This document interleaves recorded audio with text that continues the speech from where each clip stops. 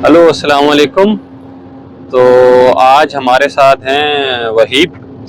मैं इनको आज बताऊंगा डीजल जनरेटर के बारे में, और इसमें इनको पूरा इन्फॉर्म करेंगे कि क्या चीज़ क्या है, सर्विस मेंटेनेंस कब करनी है, डीजल जनरेटर काम कैसे करता है, अल्टरनेटर कैसे करता है, कंट्रोलर में क्या क्या चीज़ें हैं, इसकी मेंटेनेंस कैसे करनी है, अगर अलार्म वगैरह आ जाए तो उसको इन्होंने कैसे सॉल्व करना है।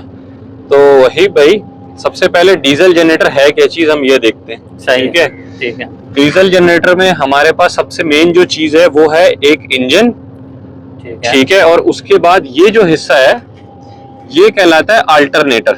ठीक है, जो बिजली प्रोड्यूस होती है वो यहाँ से प्रोड्यूस होती है। सही है। ठीक है, इंजन सिर्फ जो है वो मैकेनिकल पावर प्रोड्यूस करता है। ठीक है, अब इसमें देखें हमारे पास यहाँ वोल्वो का इंजन लगा हुआ है, वोल्वो कंपनी का इंजन है। ठीक है, अल्टरनेटर जो है ये मेकाल्टी कंपनी का अल्टरनेटर है। ठीक है, अब इंजन अल्टरनेटर यहाँ पे कपल्ड हुए हैं। जैसे मोटर के साथ हम पंप लगाते हैं तो पानी को ऊपर उठाती है ना। ठीक है, इसकी मोटर जो है वो इंजन है, मतलब इसको पावर मिल रही है इंजन से। इंजन हमारा कैसे काम करता है, इंजन हमारे के अंदर हम डालते हैं डीजल। डीजल एक केमिकल है, एक केमिकल फॉर्म है एनर्जी की। ठीक है, वो उस डीजल को कन्वर्ट करता है मैकेनिकल एनर्जी में। ठीक है, मैकेनिकल एनर्जी हम यहाँ से उसको लेकर जाते हैं अपने अल्टरनेटर के अंदर।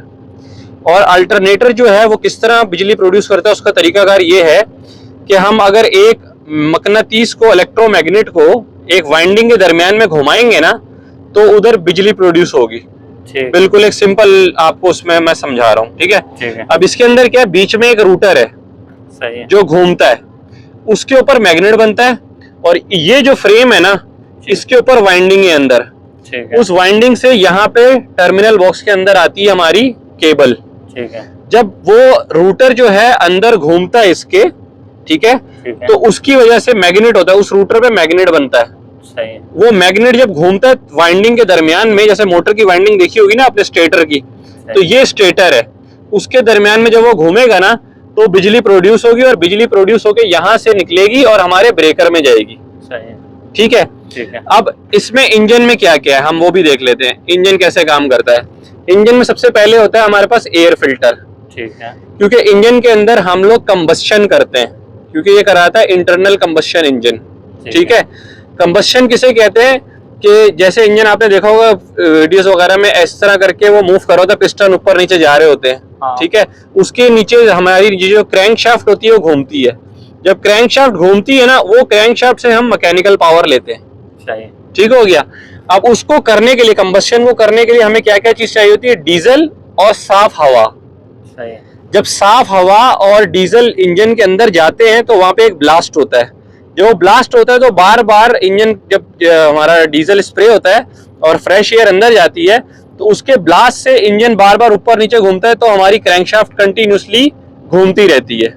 ठीक है, तो इसलिए हमारा जो एयर फिल्टर है वो बहुत इंपॉर्टेंट चीज है। अगर एयर फिल्टर में बहुत ज्यादा मट्टी आ गई है, कचरा आ गया है, इसमें से हवा नहीं जा रही, तो इंजन अपनी पावर भी नहीं उठाएगा, लोड भी नहीं उठाएगा।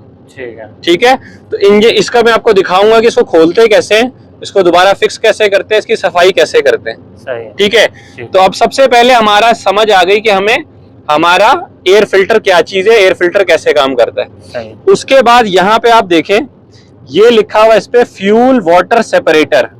इसका मतलब है कि ये फिल्टर जो है फ्यूल है डीजल, डीजल के अंदर से पानी को अलग करता है। ठीक है, क्योंकि अभी जो टैंक में अगर कभी जो भी डालेंगे, रतूबा आएगा, कुछ भी आएगा, उसकी वजह से जो भी पानी होगा वो इसके अंदर आ जाएगा और यहाँ पे भी आपको शो होगा। ठीक है, और प्लस इसके अंदर सेंसर भी लगा हुआ है। अगर कभी ज्यादा पानी होगा तो ये आपको स्क्रीन पे भी दिखाएगा कि वाटर इन फ्यूल। ठीक हो गया। उसके बाद ये है पंप।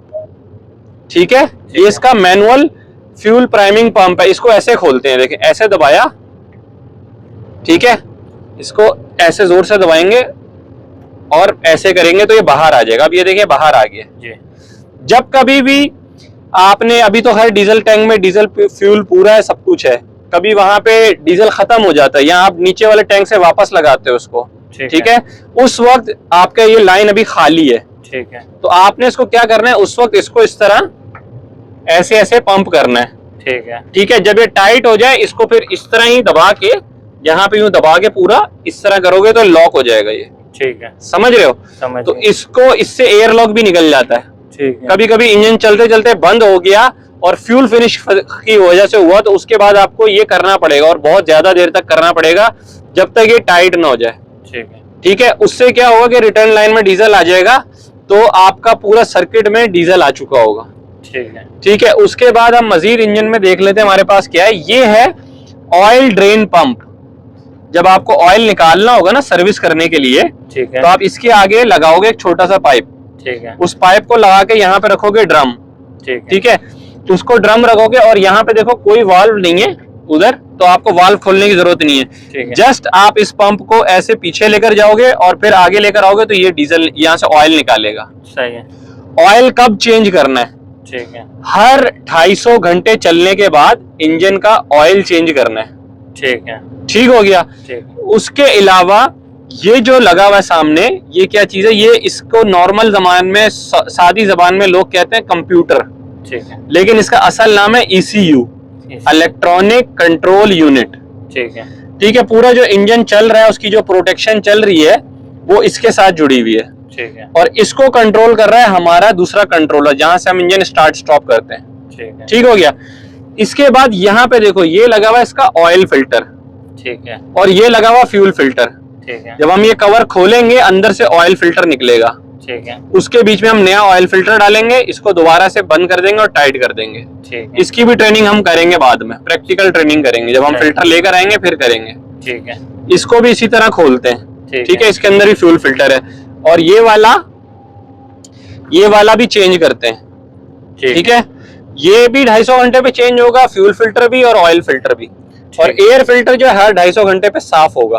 ठीक है।